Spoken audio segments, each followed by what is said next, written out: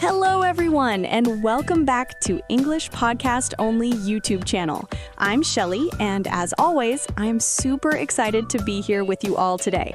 Hi, Shelly, and hello to our amazing listeners. I'm Michael, and I'm ready for another fun and helpful English learning session. Absolutely, Michael. Today, we're diving into a fantastic technique that can really boost your English speaking skills. It's called shadowing. Shadowing. That sounds intriguing, Shelly. Can you tell our listeners a bit about what it is? Sure thing, Michael. Shadowing is basically listening to a piece of English audio and repeating it out loud at the same time, as closely as possible to the original speaker. Think of it like your voice is the shadow of the audio. Ah, I see. So we listen, and then we try to say exactly what we hear at the same pace and with the same intonation. Exactly. It's like being a parrot, but with a purpose. It's not just about repeating words, it's about getting a feel for the rhythm, the pronunciation, and the flow of natural English. That makes sense. It sounds like a really active way to learn. Before we get into the details, Shelly, should we remind our listeners to do the usual? Oh, you're absolutely right, Michael. Before we jump in, if you're enjoying our podcast and finding it helpful, please take a moment to hit that subscribe button. It really helps us reach more learners like you. And don't forget to give us a thumbs up or a like on this episode if you find it useful. Your support means the world to us. Yes, please do. And if you have any questions or thoughts about shadowing or any other English learning topics, feel free to leave a comment down below. We love reading your feedback. All right, Shelly. So let's get back to shadowing.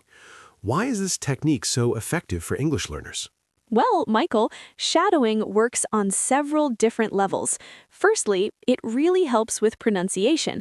By trying to match the speaker's sounds, you become more aware of how English words are actually pronounced, which can be quite different from how they look written down.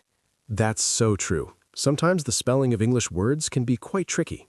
Exactly. Shadowing helps you bypass that and focus on the sounds. Secondly, it improves your listening comprehension. You have to really pay attention to the audio to be able to repeat it accurately. So it's like a workout for your ears and your mouth at the same time. Precisely. And thirdly, shadowing helps you get a better feel for the natural rhythm and intonation of English. Native speakers don't speak in a flat, monotone way. They use changes in pitch and stress to convey meaning and emotion. Shadowing helps you internalize these patterns. That's a great point, Shelly. Intonation can sometimes be difficult for learners to grasp just from reading textbooks. Absolutely. And finally, shadowing can also help to improve your fluency. By practicing speaking along with a native speaker, you become more comfortable forming English sentences and speaking more smoothly. Wow, it sounds like shadowing has a lot of benefits. So how can our listeners actually start using this technique? What are the first steps? The first step is to find some good audio material to shadow. It's best to start with something that is at your level or maybe just slightly above. If it's too difficult, it can become frustrating. What kind of audio material would you recommend, Shelly?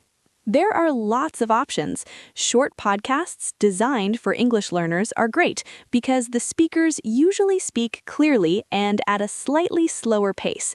You can also use short clips from English TV shows or movies as long as the speakers have clear pronunciation.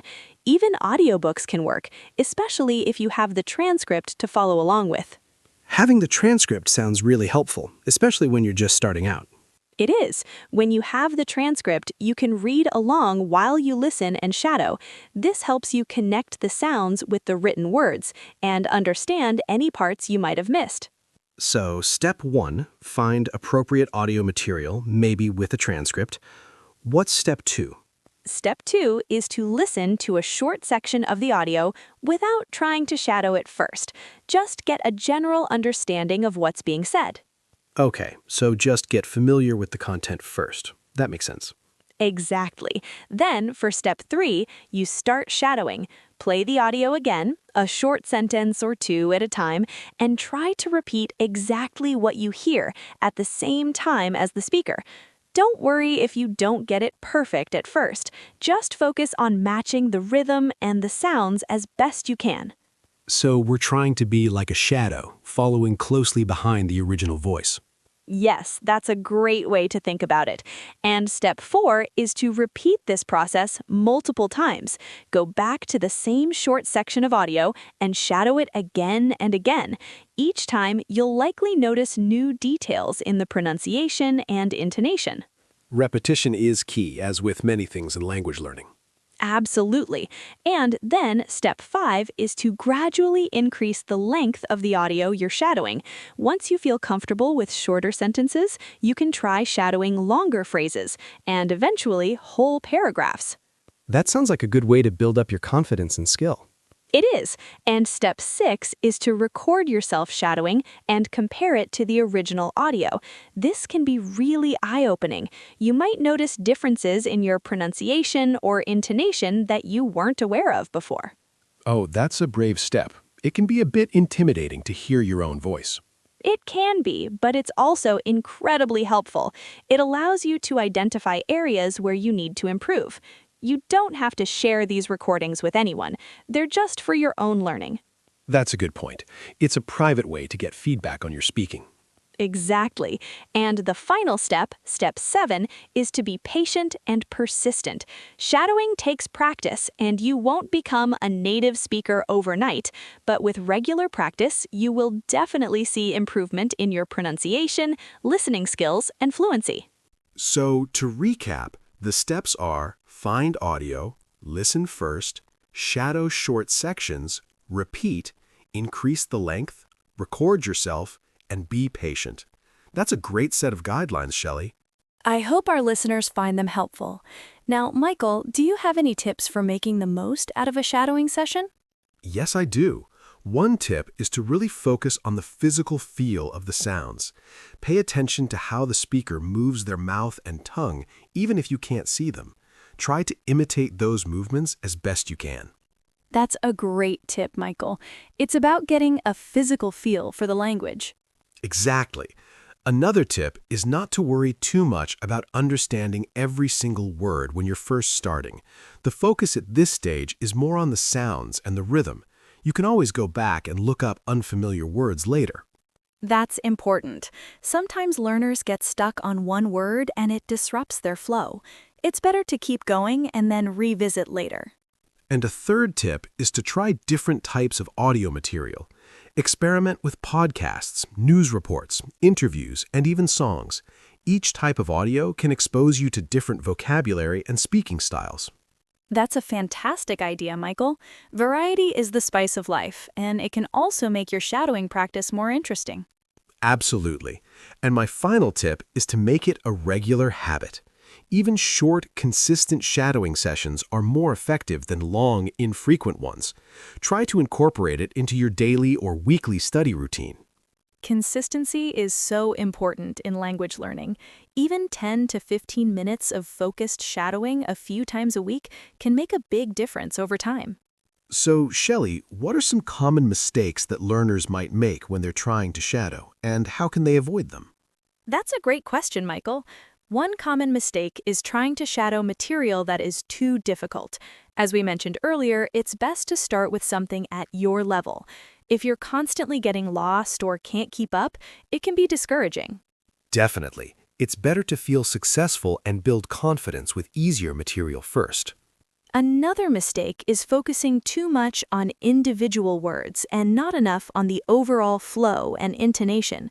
Remember, it's not just about saying the right words, it's about saying them in a natural-sounding way. So try to mimic the melody of the speech, not just the notes. Exactly. And a third mistake is not being active enough. Shadowing isn't just passively listening and repeating. You need to actively try to match the speaker's pronunciation, rhythm, and intonation. It requires focus and effort. It's like a mental and oral workout.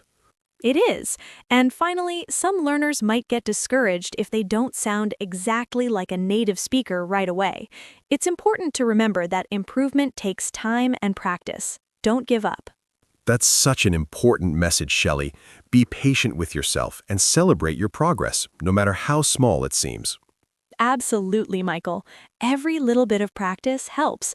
And remember, the goal of shadowing is to improve your English speaking skills, not to become a perfect imitation of the speaker.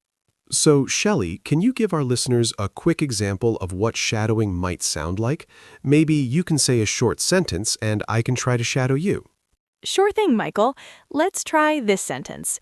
The quick brown fox jumps over the lazy dog. Okay, here I go. The quick brown fox jumps over the lazy dog. That was great, Michael. You matched my rhythm and pronunciation very well. See, listeners, it's about trying your best to follow along. Thanks, Shelly. It definitely feels like you're more engaged with the language when you're actively trying to repeat it. It really does. It helps to build that muscle memory for speaking English. So, Shelly, for our listeners who are just starting out with shadowing, what kind of resources would you recommend they look for? For beginners, I would definitely suggest podcasts that are specifically designed for English learners. These often have clear pronunciation and speak at a slightly slower pace. Some examples you might look for are podcasts for ESL, English as a Second Language, learners. That's a great starting point. And what about more intermediate learners? What kind of materials could they use? Intermediate learners could start using slightly more challenging material, like short news clips or interviews. They could also try shadowing parts of English TV shows or movies that have relatively clear dialogue. And for more advanced learners, what's the next level of shadowing? Advanced learners can really challenge themselves with more complex audio, like academic lectures, debates, or even more nuanced and fast-paced conversations in movies or series. The key at this stage is to focus on the subtle aspects of pronunciation, intonation, and even slang or idiomatic expressions. That sounds like a real workout for the ears and the mouth. It is, but it's also a fantastic way to really refine your English speaking skills and sound more natural. So, Shelly, to wrap things up, what's the one key takeaway you'd like our listeners to remember about the shadowing technique? The key takeaway is that shadowing is an active and effective way to improve your pronunciation, listening comprehension, and fluency. It takes practice and patience, but the benefits are definitely worth the effort. So don't be afraid to give it a try and repeat like a native. That's excellent advice, Shelly. Thank you for sharing all these great tips on shadowing with us today. I'm definitely going to try incorporating this more into my own language learning. You're very welcome, Michael. And to all our listeners, we really encourage you to try the shadowing technique. Remember to start with material that's at your level. Be patient with yourself and practice regularly. You'll be amazed at the progress you can make. And that brings us to the end of another episode of English Podcast Only YouTube channel. Shelly, it's always a pleasure chatting with you. The pleasure is all mine, Michael, and thank you to all our wonderful listeners for tuning in. We hope you found this episode helpful. Before we go, Shelly, should we give our listeners one last reminder? Absolutely, Michael. If you enjoyed this episode and found it useful, please don't forget to subscribe to English Podcast Only YouTube channel so you don't miss any of our future lessons and tips. And please do share this episode with any friends or family who are also learning English. The more the merrier. Yes, please do share, and we'd love to hear from you. Leave us a comment below and let us know if you've tried shadowing before or if you have any questions about it. We always enjoy reading your feedback. Thanks again for listening, everyone. Keep practicing, and we'll catch you in the next episode. Goodbye for now, and happy shadowing. Goodbye.